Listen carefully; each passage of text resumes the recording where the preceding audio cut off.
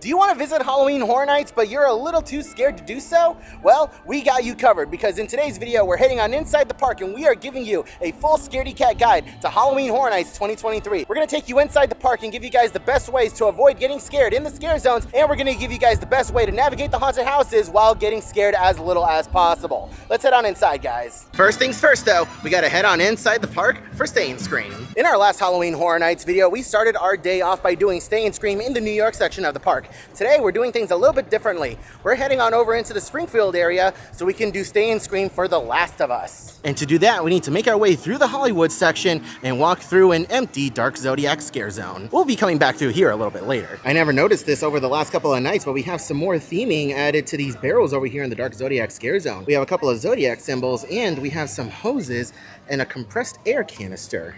That's different. Huh. I really like this. So, in order to enter Springfield for the Stay and Scream, you need to check in over here in the Central Park area of Universal Studios. Now, this Stay and Scream area is going to offer you access to The Last of Us and Universal Monsters Unmasked. Alrighty, we went ahead and scanned our ticket. We have two signs over here. There is one for The Last of Us and another one for Universal Monsters Unmasked.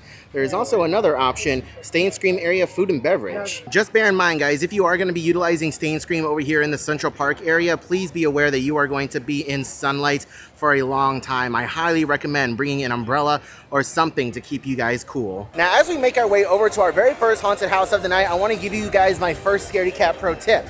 If you guys are coming to Halloween Horror Nights and you're scared, more than likely you're coming in a group. And more than likely, that group of people is going to want to do Stay and Scream. If you're doing Stay and Scream, that means you're going into the haunted houses while it's still daylight outside. My biggest tip for you guys, sunglasses.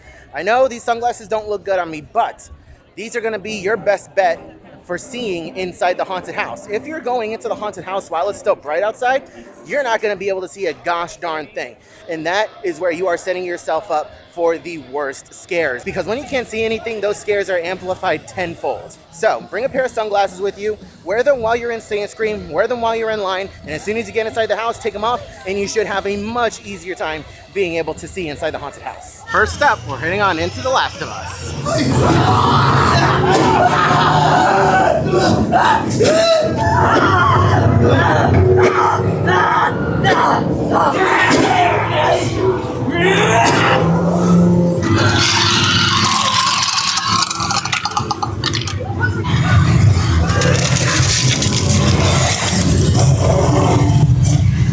So while we're on the subject of haunted houses, let's go ahead and talk about the best ways that you guys can go through the haunted houses without getting as scared. So unfortunately, there is no foolproof way of going through the houses and not getting scared, period. It's inevitable, it's gonna happen. However, the way that I found to best reduce your chances of getting scared out of your mind is earplugs. A lot of people don't think about that. A lot of the scares here at Halloween Horror Nights are based around loud jump scare noises, followed by an actor jumping out from around the corner. If you have earplugs, it reduces the volume level of the loud noise jump scare, and the only thing you have to worry about is the actor actually jumping around the corner. You don't have to worry about the actors actually touching you. They're not allowed to actually touch you. So those earplugs are going to be the best way to reduce the effect of the jump scare, if that makes any sense. Now, the next tip that I have, and it's kind of crazy, I know, but trust me, walk through the house a little bit slowly. Don't lose sight of the group that's in front of you, but give yourself a little bit of space so that way you can see the jump scares coming. Because if there's a little bit of a space, more than likely the scare actor is going to jump scare the people in front of you, and now you know what to expect. You know what the jump scare looks like, and you know exactly where it's going to be coming from. Those are really my best tips as far as haunted houses. Now, for the next portion of this video, we're going to be discussing scare zones. Now, scare zones are spread out throughout the park. For those who are uninitiated, scare zones are areas of the park designated where scare actors are going to be walking around attempting to scare you. Now, the scare zones are specifically placed throughout the park so that way they are kind of unavoidable. They are spaced so that way no matter what you do, you almost have to walk through at least one scare zone. However, I'm gonna tell you a way where you don't have to walk through any scare zone. This year at Halloween Horror Nights, we have 5 different scare zones.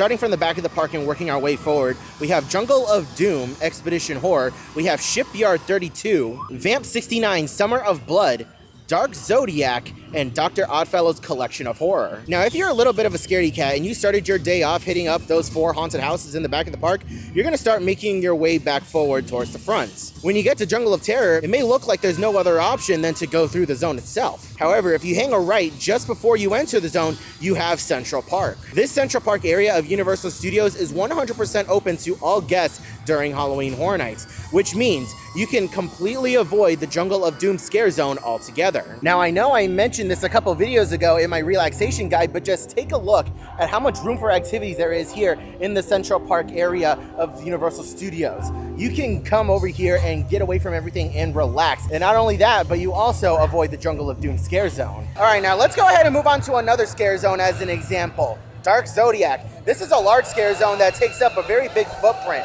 It takes place on an actual street, so there's a lot of room to work with. However, if your group is wanting to walk through this scare zone, there are ways to avoid the scare actors.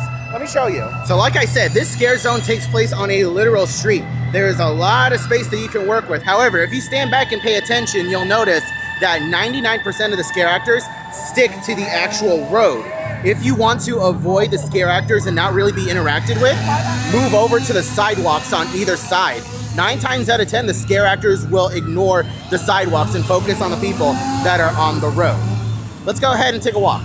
So we're heading on into the scare zone now. We're gonna go ahead and stick to our right and just hang out on the sidewalk.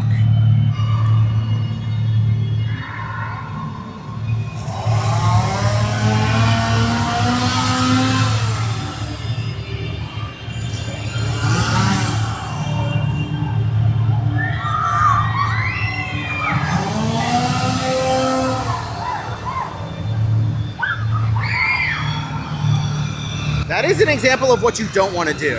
If you show fear, all the scare actors will come for you. That is what you don't want to do. Another thing that I recommend doing is if you guys are scared and you really want to avoid the zones, hang out on some of these benches over here. There are benches in some of the zone where you can just sit down and chill out. And the scare actors really know that if you're sitting down on a bench, you're really out of play. You're not supposed to be scared by the scare actors if you're sitting on a bench. You're kind of just here chilling. So they're doing their thing and you can just observe and watch what they do. And now that we've made it on the opposite side of Dark Zodiac, we do have a small buffer zone between Dark Zodiac and our next scare zone, which is gonna be Dr. Oddfellow's Collection of Horror. You have one of 2 ways to avoid this scare zone over here. You can cut across the street and go through the exit by the restrooms over here, or you can stay on this side and hug the Universe building by the Hello Kitty store and head on into the Universal Studios store if you want to avoid this scare zone. Or if you're going that way, you can just hug this building and just keep going that way. The point that I'm trying to make is that there are several ways to avoid these zones. Now, leading up to this year's event, we had mentioned that this scare zone at the very front of the park was pretty much unavoidable. However, that is not entirely true. If you walk through those gates, you can avoid this scare zone by either making a right over there and going through the restrooms and outside the other side of the Today Cafe, or you can just walk through the Universal Studios store. There's an entrance to the Universal Studios store right by the entrance over there, and you can completely bypass this scare zone and keep on walking all the way down. Also, full disclosure, I only just now realized that you are able to tackle all 10 haunted houses at Halloween Horror Nights without touching a single scare zone. That is insane. And ladies and gentlemen, that is our full Scaredy Cat guide for Halloween Horror Nights 2023. If you guys have any other tips for avoiding getting scared at Halloween Horror Nights that I might have missed, go ahead and let me know down in the comment section below. I'd love to help as many people as possible, so if I missed something, your help is greatly appreciated in the comments. If you enjoyed any part of today's video or you found any bit of it helpful, please go ahead and help us out by leaving a like on the video. And if you are new around here and you want to see more content like this in the future, go ahead and consider subscribing. We have a lot more Halloween Horror Nights content coming your way, so you definitely don't want to miss a thing. I hope you're all having a wonderful day, morning, afternoon, evening, and I'll see you guys in the next video.